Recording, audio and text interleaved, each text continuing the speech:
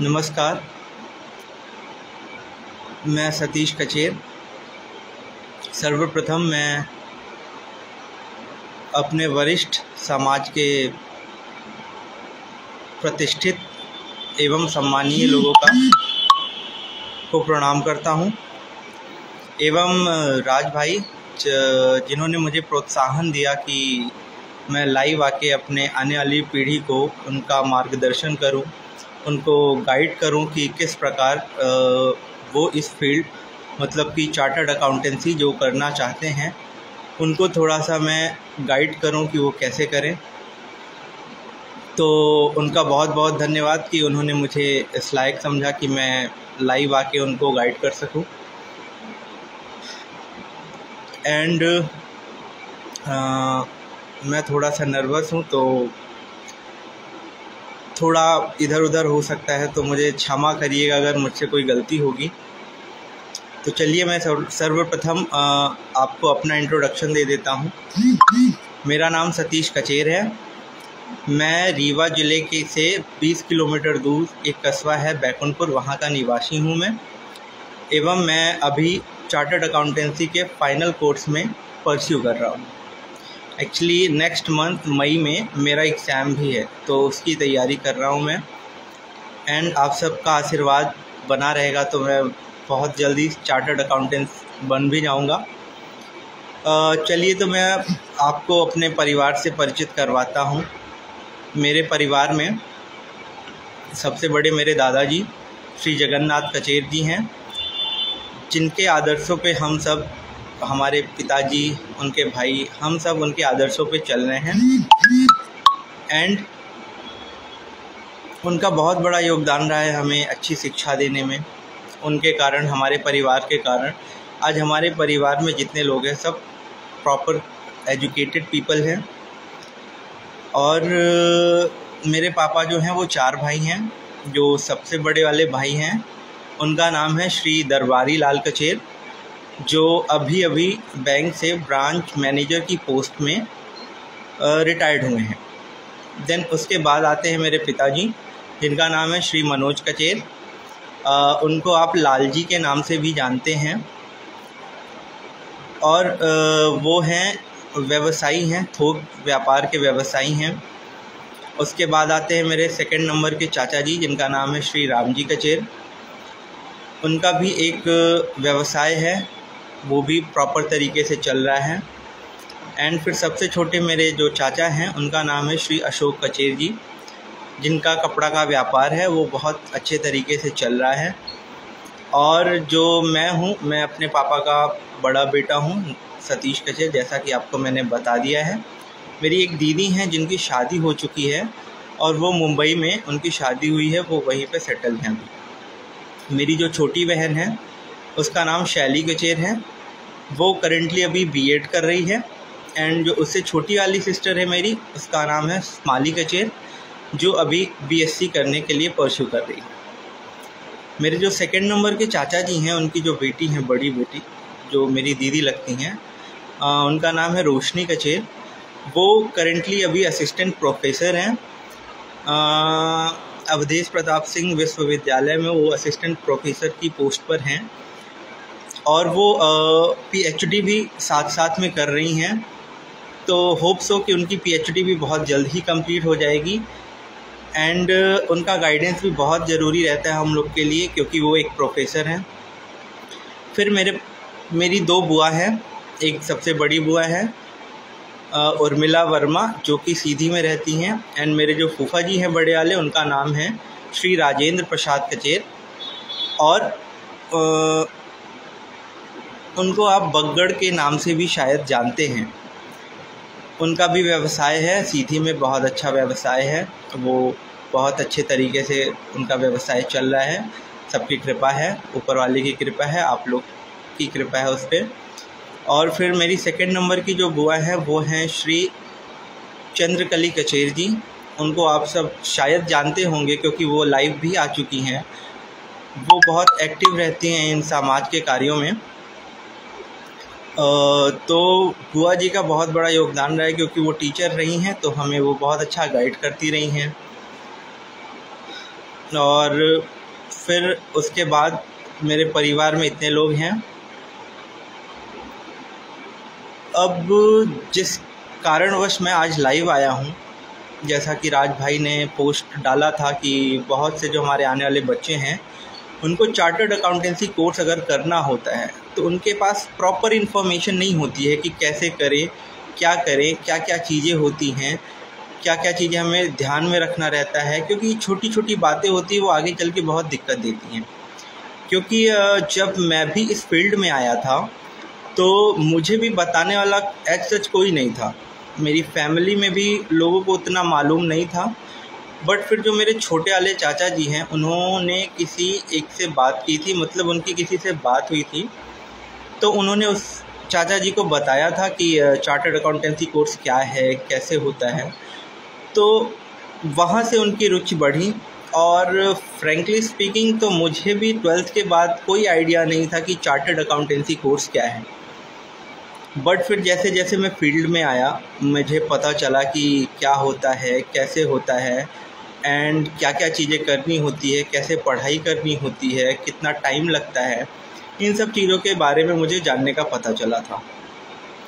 तो जैसे मुझे दिक्कत हुई थी तो मैं चाहता हूँ कि जो हमारी आने वाले समाज के बच्चे हैं जो ये कोर्स करना चाहते हैं तो उन्हें ऐसी दिक्कत फेस ना करनी पड़े। उनको एक हल्का फुल्का आइडिया होना चाहिए कि ये कोर्स क्या है, इसमें कैसे हम जा सकते हैं, क्या क्या कर सकते हैं, क्या क्या चीज़ें करनी होती है, कैसे पास करना होता है, कौन कौन से लेवल होते हैं, क्या फ़ीस होती है, उन सब स्ट्रक्चर के बारे में मैं आपको आज बताने वाला हूँ।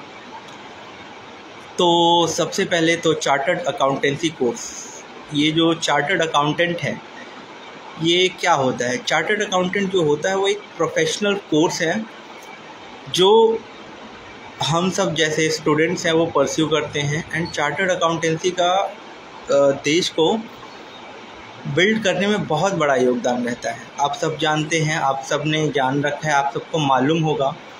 तो जो एक चार्टर्ड अकाउंटेंट है उसका काम क्या होता है, उसका मेन काम होता है अकाउंटेंसी, टैक्सेशन और ऑडिट का।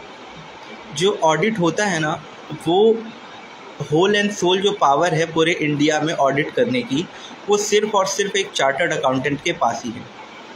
मैं ये कहना चाहूँगा कि जैसे एक चार्टर्ड अकाउंटेंट के अलावा कोई भी प्रोफेशनल ऑडिट नहीं कर सकता है। ये होल एंड सोल एक पावर जो है वो सिर्फ़ और सिर्फ चार्टर्ड अकाउंटेंट को ही दी गई है। तो अब उससे आप समझ सकते हैं कि इंडिया में अगर कोई ऑडिट होता है वो सिर्फ़ और सिर्फ एक चार्टर्ड अकाउंटेंट कर सकता है। पर हाँ, दूसरी बात ये भी है कि चार्टर्ड अकाउंटेंट कैसे बना जाता है इस बारे में मैं आपको बताना चाहूँगा कि चार्टर्ड अकाउंटेंसी कोर्स है क्या। चार्टर्ड अकाउंटेंसी कोर्स ये एक एक्ट आया था पार्लियामेंट का 1949 में, तब माफ़ करिएगा थोड़ी सी ग्लिच आ गया था। तो पार्लियामेंट में एक्ट पास हुआ था, उसके चलते ये चार्टर्ड अकाउंटेंसी कोर्स आया। एंड सबसे मोस्ट बात इस चार्टर्ड अकाउंटेंसी कोर्स में मुझे ये लगती है कि आपने बहुत से प्रोफेशनल कोर्सेज देखे होंगे जिसमें रिजर्वेशन होता है, बट ये पूरे भारत में इकलौता ऐसा कोर्स है जिसमें रिजर्वेशन काम नहीं करता है। मतलब कि ये कि इसमें जो डिज़र्विंग है वही चार्टर्ड अकाउंटेंट बन सकता है। इसमें कोई सिफारिश नहीं लगती आपकी, इसमें ना कोई रिजर्वेशन का खेल होता है। तो सबसे प्यारी बात चार्टर्ड अकाउंटेंसी कोर्स की यही है कि जो डिज़र्विंग है वही chartered accountancy course chartered accountant बन सकता है। फिर इसके बाद एलिजिबिलिटी क्या होती है चार्टर्ड अकाउंटेंसी कोर्स की। आप दो तरीके से परस्यू कर सकते हैं इस कोर्स में। पहला तो ये कि आप 12th के बाद डायरेक्ट परस्यू कर सकते हैं। उसमें आपको 3 स्टेजेस निकालने पड़ते हैं। एक होता है CA फाउंडेशन जो कि एंट्रेंस एग्ज़ाम की तरह होता है। देन उसके बाद आता है CA इंटर एंड देन उसके बाद आता है CA फाइनल, जिसमें अभी मैं हूँ। और वो कंप्लीट करने के बाद आप चार्टर्ड अकाउंटेंट बन सकते हैं। तो मैं प्रोसीजर बताना चाहूँगा कि कैसे किया जाता है चार्टर्ड अकाउंटेंसी कोर्स। सबसे पहले या तो आप 12th में हैं तो आपको रजिस्ट्रेशन करवाना पड़ता है इंस्टीट्यूट में। जो हमारी इंस्टीट्यूट है, institute of chartered accountant of India, उसमें आपको रजिस्ट्रेशन करवाना पड़ता है 12th के दौरान। अगर आप, क्योंकि हमारा जो एग्ज़ाम होता है वो हर 6 महीने के गैप में होता है, या तो मई जून में या फिर नवंबर दिसंबर में। साल में 2 बार एग्ज़ाम होते हैं तीनों लेवल के कोर्सेज़ के लिए। तो अगर जैसे कि आपने 12th परस्यू किया है तो आपको रजिस्ट्रेशन करवाना पड़ता है जनवरी 1 से पहले, तो आप एलिजिबल हो जाते हो। जो मई जून में एग्ज़ाम होने वाला है उसके लिए आप एलिजिबल हो जाते हो। परंतु अगर आप 1 जनवरी के बाद रजिस्ट्रेशन करवाते हो और जुलाई 1 के पहले रजिस्ट्रेशन अगर आप करवाते हैं तो आप एलिजिबल होंगे नवंबर दिसंबर में जो एग्ज़ाम होगा उसके लिए आप एलिजिबल हो जाते हो। तो अगर जो बच्चे 12th कर रहे हैं या फिर उससे 10th में हैं या फिर जो करना चाहते हैं तो ये बात का ध्यान ज़रूर रखेंगे कि अगर उनको पहले से निश्चित करना है कि चार्टर्ड अकाउंटेंसी कोर्स करना है उन्हें, तो सर्वप्रथम वो रजिस्ट्रेशन 1 जनवरी के पहले करवा लें, जिससे उनका 6 महीने का जो टाइम है ना वो बच जाता है। उससे क्या होता है कि आप मई जून में एग्ज़ाम दे लेते हैं और उसके चलते आपका 6 महीने का टाइम बच जाता है। और अगर नहीं होता है तो आपके पास 6 महीने का टाइम जो आप बचाया है आपने, तो वो आपका अच्छे से यूज़ हो जाता है।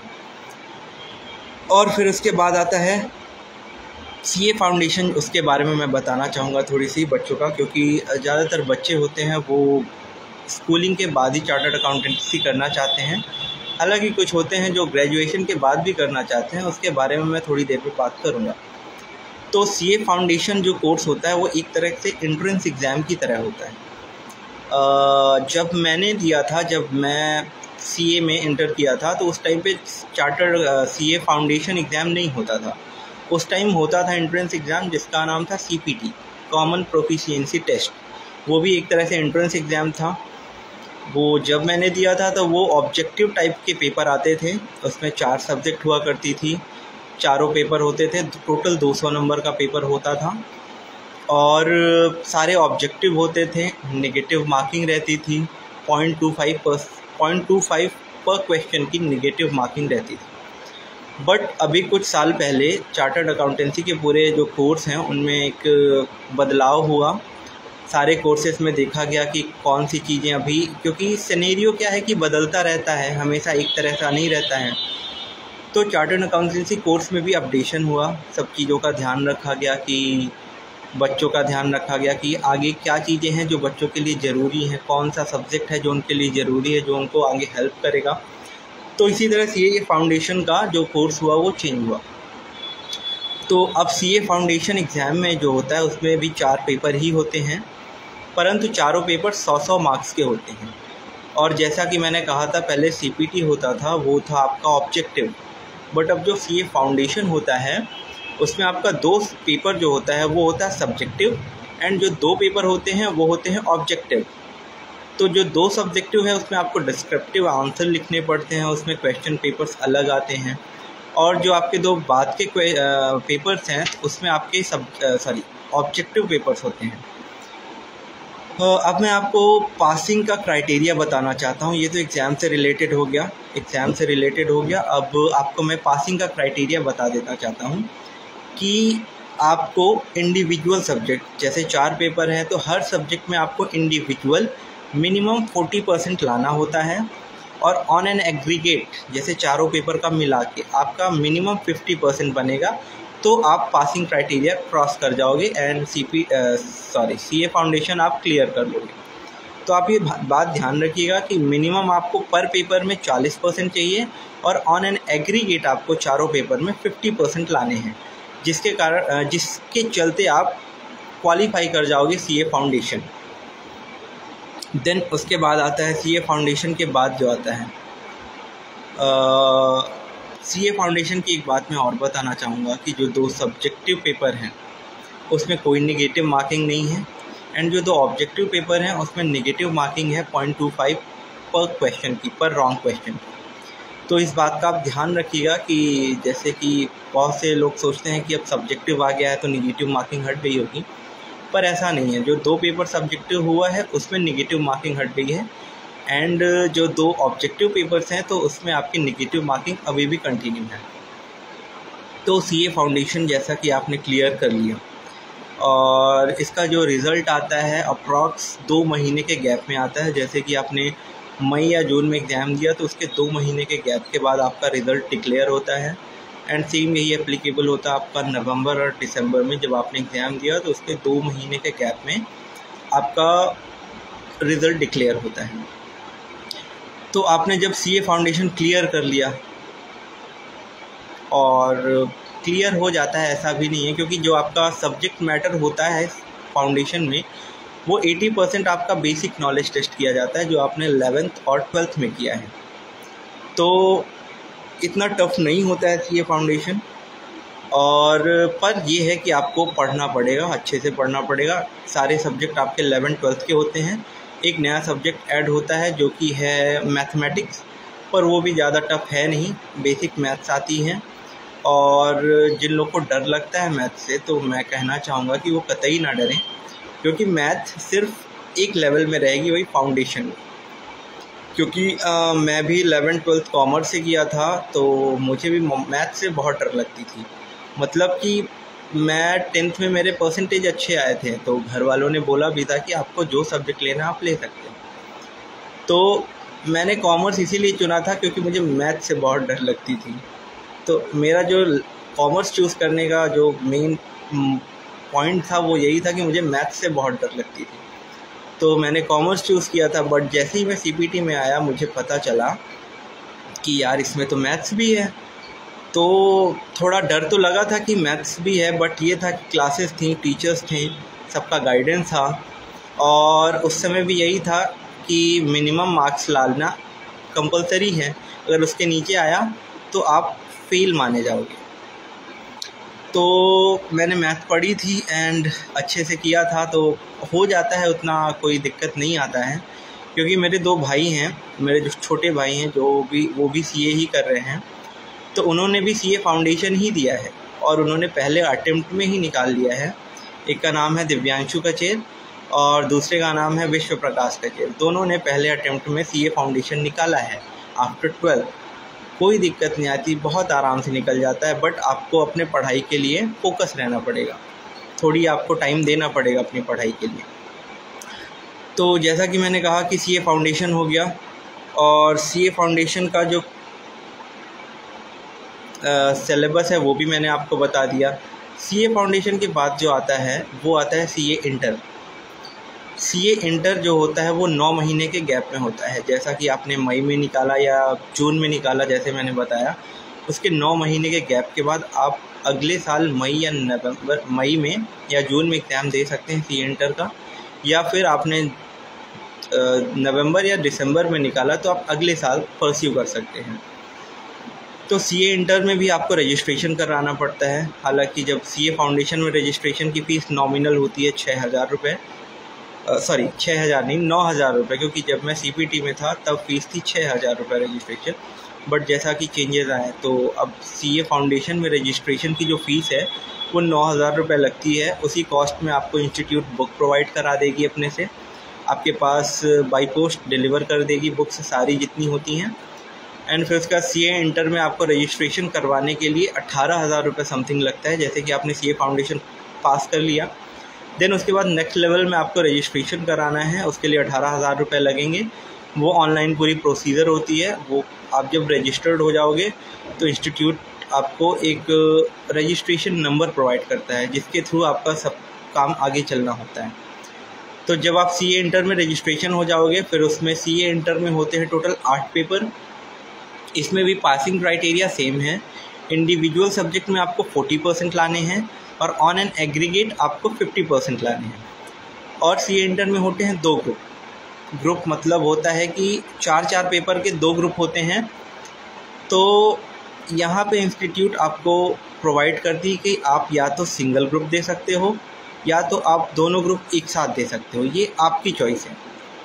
क्योंकि क्या होता है कि कुछ बच्चों को 8 पेपर बहुत हैवी लगता है कि मतलब कैसे करेंगे, क्या करेंगे।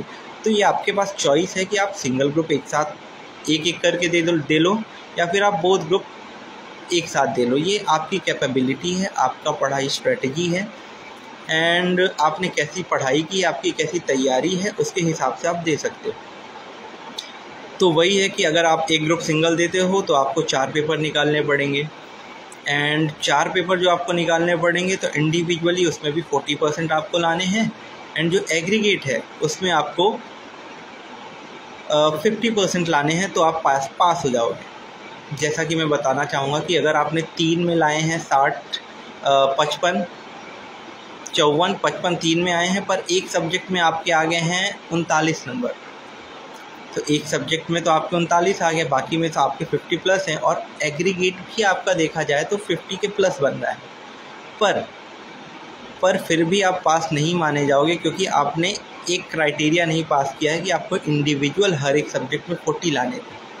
भले आपका एग्रीगेट 50 बन गया है, पर इंडिविजुअल मतलब इसमें दोनों क्राइटेरिया आपका देखा जाएगा। सबसे पहले देखा जाएगा कि इंडिविजुअल आपके सब में 40 के ऊपर हैं, तो ये क्राइटेरिया पास हुआ। फिर उसके बाद सेकंड क्राइटेरिया होता है कि आपका एग्रीगेट 50% बना कि नहीं बना। ये सारे लेवल में यही होता है। तो अगर आपका एग्रीगेट 50% बन गया है पर किसी में 40 के नीचे रह गया है, तो भी आप फेल ही माने जाओगे। तो ये बात आप ध्यान रखिएगा, क्योंकि इन बातों में ही थोड़ी सी बच्चों को तकलीफ़ होती है कि मेरे तो 50% बन गए हैं। बट एक ये छोटा सा क्राइटेरिया ये भी होता है कि इंडिविजुअल भी देखा जाता है, मतलब दोनों चीज़ें साथ में ही चलती हैं।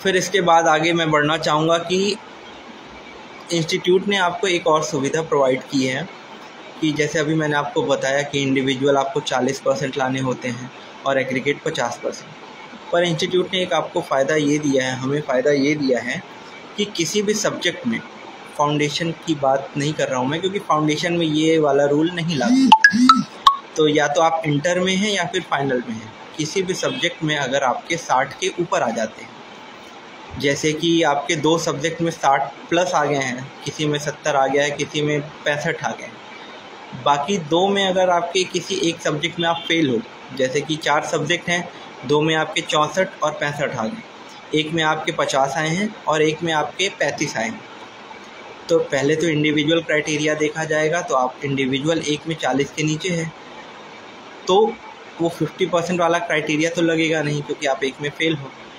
पर इंस्टीट्यूट यहाँ पे प्रोवाइड करती है आपको एग्जेम्पशन होता है एक तरह का कि आपको छूट मिल जाती है।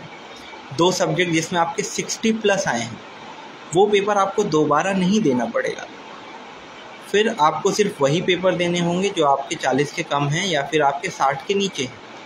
जैसे मेरे वाले केस में मैंने अभी बताया, जो 2 सब्जेक्ट में आपके 64 हैं, 65 हैं, वो पेपर आपको नहीं देने होंगे। बाकी जो 2 पेपर है जिसमें 40 के नीचे है एंड 60 के नीचे है, तो वो पेपर आपको फिर से देने पड़ेंगे। तो अगर आपका किसी में एग्जेम्पशन आ जाती है तो वो पेपर आपको नहीं देने पड़ते हैं। एक ये इंस्टीट्यूट की तरफ से हमें फ़ायदा दिया गया है, क्योंकि बच्चे मेहनत करते हैं। कभी कभी होता है कि कोई पेपर बिगड़ जाता है पर कोई पेपर अच्छा जाता है, तो उस केस में क्या होता है कि बच्चे थोड़ा सा माइंड से वो हो जाते हैं कि यार एक पेपर बिगड़ गया, उसके चलते मुझे सारे पेपर देने होंगे। क्योंकि होता है कि आपके 3 पेपर अच्छे गए, आप एक में बिगड़ गया, तो एक के चलते हमें फिर सारे पेपर फिर से देने पड़ते हैं। तो उसके चलते इंस्टीट्यूट ने हमें प्रोवाइड कराया है कि आप एग्जेम्पशन क्लेम कर सकते हो, कि अगर आप 60 के ऊपर लाते हो तो आपको एग्जेम्पशन क्लेम मिल जाएगा। ये हुआ एग्जेम्पशन के बारे में। अब मैं बताना चाहूँगा कि जो ग्रेजुएशन के बाद चार्टर्ड अकाउंटेंसी कोर्स करना चाहते हैं तो वो भी कर सकते हैं, उनके लिए भी कोई रोक टोक नहीं है। उनके लिए क्राइटेरिया थोड़ी अलग होता है कि उन्हें सीए फाउंडेशन नहीं देना पड़ता है, वो डायरेक्ट सीए इंटर में आते हैं। तो उनके लिए ये होता है कि उनको पहले 9 महीने की आर्टिकलशिप करनी पड़ती है। आर्टिकलशिप के बारे में मैं आपको बताने वाला हूँ। जैसा कि आपने इंटर निकाल लिया, जैसे सीए फाउंडेशन निकाला, सीए इंटर में रजिस्ट्रेशन, फिर सीए इंटर आपका जब या तो एक ग्रुप निकल जाए या तो दोनों ग्रुप निकल जाए, इंस्टीट्यूट ने ये आपके ऊपर रखा है कि आप एक ग्रुप निकाल के अगर आर्टिकलशिप मतलब जो ट्रेनिंग होती है, प्रैक्टिकल ट्रेनिंग होती है, सीए के अंडर में रह के हमें काम सीखना पड़ता है, जो ये ऑडिट का काम हो गया, टैक्सेशन का काम हो गया, अकाउंटेंसी का काम हो गया, ये जितने प्रोफेशनल वर्क हैं, तो बुकिश नॉलेज तो हमें मिल जाती है, बट एक चार्टर्ड अकाउंटेंसी का मेन कोर्स यही होता है कि आप आर्टिकलशिप मतलब प्रैक्टिकल ट्रेनिंग सबसे इम्पॉर्टेंट पार्ट होता है पूरे सीए जर्नी का, क्योंकि सीए जर्नी में सबसे मेन होता है प्रैक्टिकल नॉलेज। तो 3 साल की मिनिमम ट्रेनिंग आपको लेनी ही पड़ेगी, क्योंकि अगर आप मिनिमम 3 साल की ट्रेनिंग नहीं करते हैं तो आप फाइनल एग्ज़ाम नहीं दे पाओगे। क्योंकि ये बेसिक कंडीशन है कि आपको 3 साल की ट्रेनिंग करनी ही करनी पड़ेगी। तो एक चार्टर्ड अकाउंटेंट के अंदर आपको रजिस्टर होकर 3 साल की प्रैक्टिकल ट्रेनिंग करनी पड़ती है। एंड वो ट्रेनिंग करने के बाद इंस्टीट्यूट बहुत सी ट्रेनिंग प्रोवाइड करती है अपने साइड से, ताकि हमारा प्रोफेशनल जो वर्क है उस पर हमें हेल्प मिले। तो ट्रेनिंग होती है, ओरिएंटेशन की ट्रेनिंग होती है, इंफॉर्मेशन टेक्नोलॉजी की ट्रेनिंग होती है जो इंस्टीट्यूट खुद से प्रोवाइड करती है। इंस्टीट्यूट में रजिस्टर करना पड़ता है, वो ट्रेनिंग होती रहती है। 4 ट्रेनिंग होती हैं टोटल, 2 आपको इंटर के बाद करनी पड़ती हैं और जो 2 होती हैं वो आपको फाइनल एग्ज़ाम देने के जस्ट पहले कंप्लीट करनी होती हैं। और ये मैं बताना चाहूँगा कि अगर कोई दूसरे स्ट्रीम के बच्चे हैं जिनका कॉमर्स स्ट्रीम नहीं है, या तो वो साइंस से हैं या तो मैथ से हैं, वो भी चार्टर्ड अकाउंटेंट कर सकते हैं। उन्हें किसी प्रकार की रोक टोक नहीं है, कोई क्राइटेरिया नहीं है कि आपका 12th में इतने % होना चाहिए।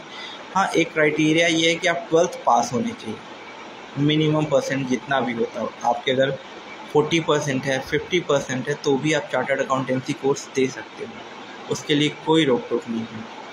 पर जो ग्रेजुएशन वाले हैं उसमें एक ये है कि अगर आप कॉमर्स स्ट्रीम से हो तो आपके जो ग्रेजुएशन में है मिनिमम 55% मार्क्स होने चाहिए, और अगर आप किसी और स्ट्रीम से हैं तो आपके मिनिमम 60% मार्क्स होने चाहिए आपके ग्रेजुएशन में, तो आप चार्टर्ड अकाउंटेंसी कोर्स में आ सकते हैं। तो ये एलिजिबिलिटी क्राइटेरिया हो गया। और फिर जब आप इंटर क्लियर कर लेते हैं, आप अपनी सारी ट्रेनिंग कर लेते हैं, तो उसके बाद आपका फाइनल एग्ज़ाम आता है, जो उसमें भी सेम इंटर की तरह ही 2 ग्रुप होते हैं, 4-4 पेपर के।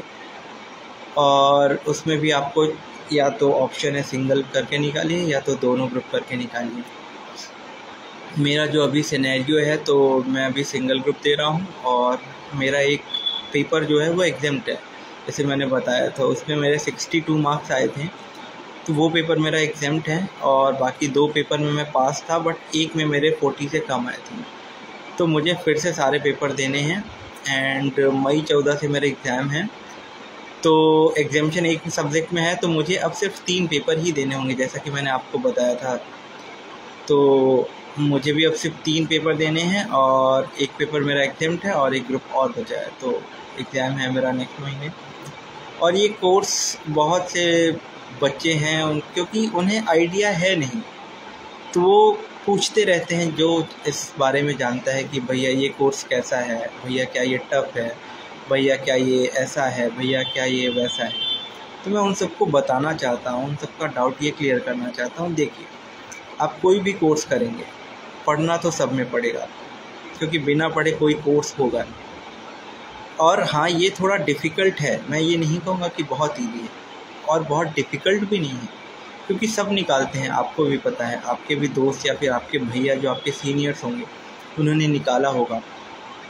तो टफ़ तो मैं नहीं कहूँगा, हाँ आप अपनी तैयारी अच्छे से करिए तो टफ़ बिल्कुल नहीं है, क्योंकि हर साल पेपर होते हैं, हर साल बच्चे निकालते हैं। मेरा एक दोस्त है, जब मैं CPT में आया था तो वो मैथ्स बैकग्राउंड से था, फिर भी उसने CA प्रोफेशन चुना था 12th के बाद। वो मेरा अच्छा दोस्त है, आज वो भी CA फाइनल में ही है। तो मैं वही कहना चाहूँगा कि अगर आपको करना है तो आप बिल्कुल कर सकते हैं। आप किस स्ट्रीम से हैं, कौन सी स्ट्रीम में जाना चाहते हैं, आप चार्टर्ड अकाउंटेंसी कोर्स बिल्कुल बिना किसी उसके कर सकते हैं, फ्री माइंड के कर सकते हैं। 1 मिनट का मैं क्षमा चाहूँगा कि कोई गेट पे आया है, मैं खोल के आता हूँ।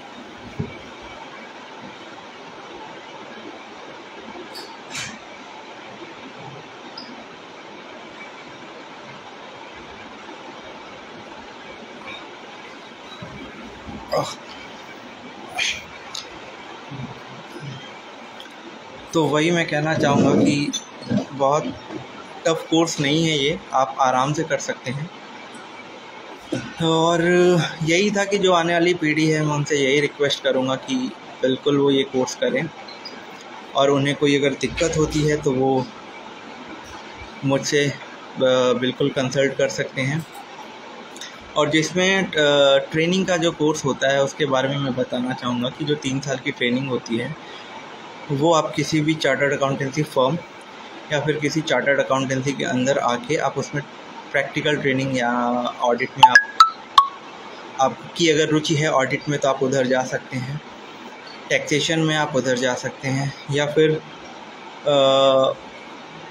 अकाउंटेंसी है उधर जा सकते हैं, मैनेजमेंट कंसल्टेंसी। मतलब ये मैं कहना चाहूँगा कि जब आपका चार्टर्ड अकाउंटेंसी कोर्स हो जाएगा उसके पास आपके पास बहुत सारे ऑप्शन रहते हैं कि आप किस फील्ड में जाना चाहते हो। चार्टर्ड अकाउंटेंट बनने के बाद आपके पास 2 ऑप्शन होते हैं, या तो आप प्रैक्टिस खुद की कर सकते हैं, खुद का बिज़नेस सेटअप कर सकते हैं, खुद का प्रोफेशन सेटअप कर सकते हैं, या फिर आप chartered accountant as a service दे सकते हैं। आप किसी फर्म में या फिर किसी कंपनी में एज अ चार्टर्ड अकाउंटेंट काम कर सकते हैं। तो आपके पास 2 ऑप्शन रहता है कि आप या तो प्रैक्टिस में चले जाएं, खुद का सेटअप करें, खुद का एम्पायर सेटअप करें, या फिर सेकंड है कि आप किसी भी कंपनी, बैंक या फिर बहुत सारे ऑप्शन होते हैं, आप उधर as a service chartered accountant अपनी सर्विस दे सकते हैं। तो ये तो हो गया आपका कंप्लीट करने का कि आप कंप्लीट करने के बाद क्या कर सकते हैं। और बहुत से बच्चों का ये भी डाउट होता है कि भैया इसकी ड्यूरेशन क्या होती है, मतलब चार्टर्ड अकाउंटेंसी कितने साल में कंप्लीट हो जाता है। तो मैं ये बताना चाहूँगा कि जो मिनिमम टाइम लगता है चार्टर्ड अकाउंटेंट बनने के लिए वो मिनिमम 5 साल लगते हैं, पर मैक्सिमम की कोई लिमिट नहीं होती है, क्योंकि इसमें आपके पास ऑप्शन है कि आप जब चाहे तब तक दे सकते हो। मतलब बहुत से एग्ज़ाम होते हैं जिसमें आपको अटेम्प्ट की सीमा रहती है कि आप 4 अटेम्प्ट दे सकते हो, आप सिर्फ 5 अटेम्प्ट दे सकते हो, पर चार्टर्ड अकाउंटेंसी कोर्स में ऐसा कुछ नहीं है। आप इसमें जितने चाहे उतने अटेम्प्ट दे लो, बट हाँ कोशिश यही करनी होती है कि जितना जल्दी निकल जाए उतना अच्छा। और यही है कि चार्टर्ड अकाउंटेंसी कोर्स में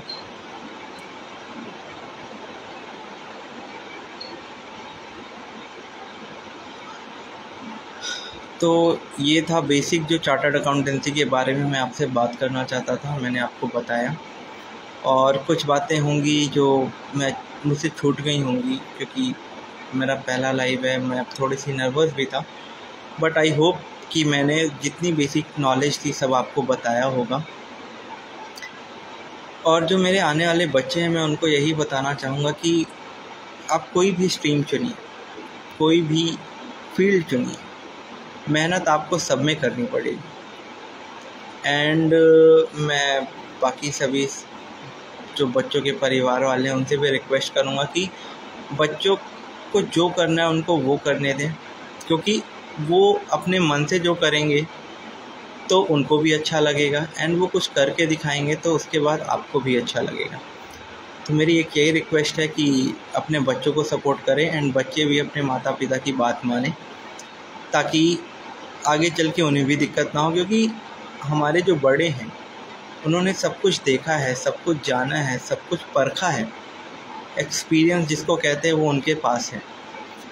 तो उनके एक्सपीरियंस का हम जो बच्चे हैं बहुत अच्छे तरीके से इस्तेमाल करें, ताकि हमें आगे बढ़ने में कोई दिक्कत ना आए।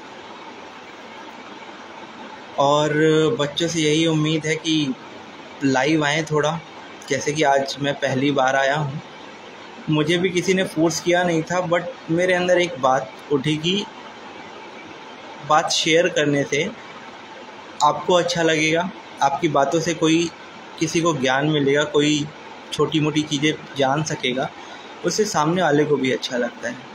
तो अपने विचार शेयर कीजिए जिससे कि सामने वाले को भी अच्छा लगे, आपको भी अच्छा लगे। और मैं यही रिक्वेस्ट करना चाहूँगा बच्चों से या फिर अपने बड़ों से कि अगर कोई भी डाउट हो तो आप मुझे बेझिझक फ़ोन करके पूछ सकते हैं इस फील्ड के बारे में, क्योंकि हमारे इंस्टीट्यूट में इतना सारा कुछ है ना कि सारी चीज़ें बता पाना संभव नहीं है। और वो बता भी दूंगा मैं अगर, तो आपके माइंड में वो एक मिनट सॉरी थोड़ी सी नोटिफिकेशन में दिक्कत आ गई थी।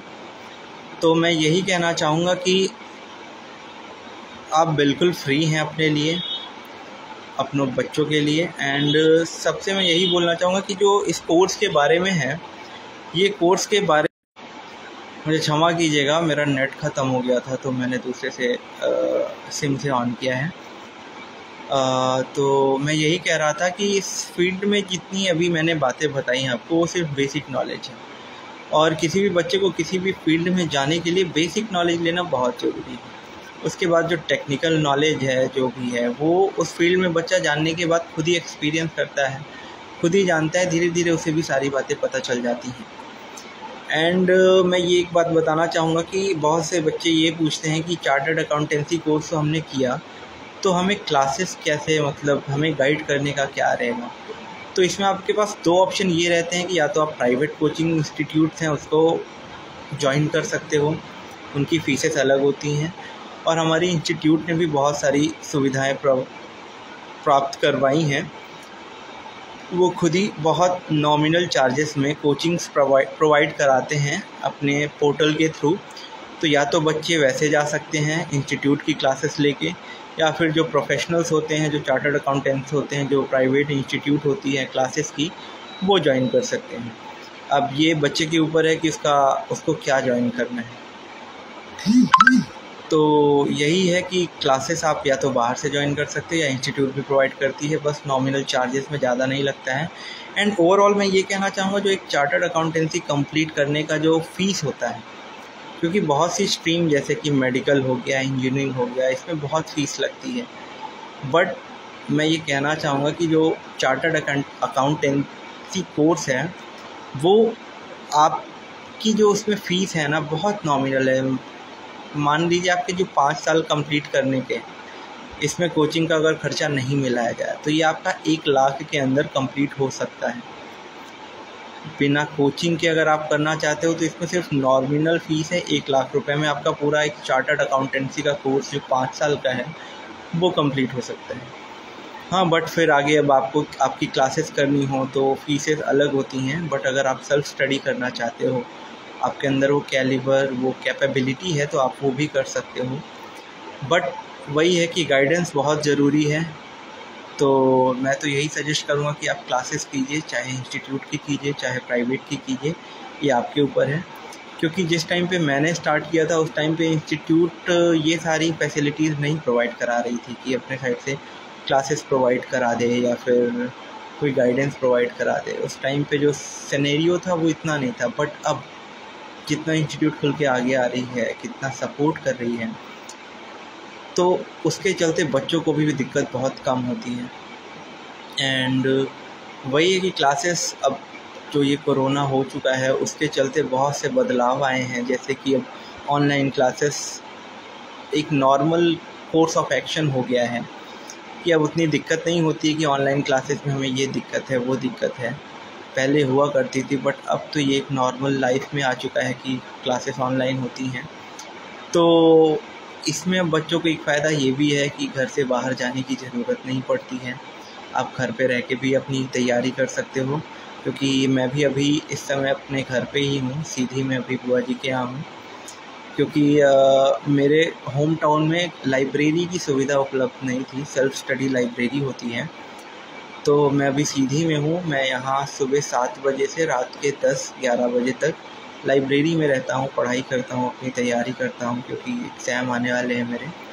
तो ये बच्चों के ऊपर है कि वो कैसी तैयारी करना चाहते हैं, और घर में भी तैयारी कर सकते हैं। ऐसा कुछ नहीं कि हमें बाहर ही जाना है, ये करना है, वो करना है। बट यही है कि दृढ़ निश्चय कर लीजिए, खुद को तैयार कीजिए,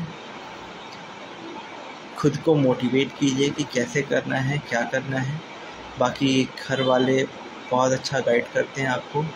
कभी भी किसी भी चीज़ की ज़रूरत हो घर वालों से बात करें, कोई बात परेशान कर रही हो उसके बारे में घर वाले से बात करें, आपकी आधी से ज़्यादा परेशानी उसी टाइम पे क्लियर हो जाएगी। और घर से जुड़े रहना ही बहुत अच्छी बात होती है, क्योंकि और बाहर कोई आपको सपोर्ट करे ना करे, पर आपके घर वाले आपको हमेशा सपोर्ट करते हैं। तो यही है। और किसी को कोई भी दिक्कत हो इन फ्यूचर इस कोर्स से लेके, तो मैं अपना नंबर इस में प्रोवाइड करा देता हूँ, उसके थ्रू आप मुझे कांटेक्ट कर सकते हैं। मैं एनी हाउ जैसे भी हो मैं आपकी हेल्प करने की बहुत कोशिश करूँगा। एंड जैसे कि क्लासेस का गाइडेंस क्या कहाँ से ले कैसे लें, इन सब चीज़ों के बारे में अगर कोई डाउट हो तो आप मुझसे बात कर सकते हैं, मैं आपको गाइडेंस दे सकता हूँ। एंड फिर यही है कि राज भैया का एक बार फिर से बहुत बहुत धन्यवाद, जिन्होंने मुझे ये मौका दिया कि मैं आपसे रूबरू हो सकूं, आपके सामने अपनी बातें रख सकूं, ताकि आपको दिक्कत ना आए आगे और मुझे भी थोड़ी अच्छा लगे और थोड़ी सी योगदान मेरा भी रहे समाज के प्रति।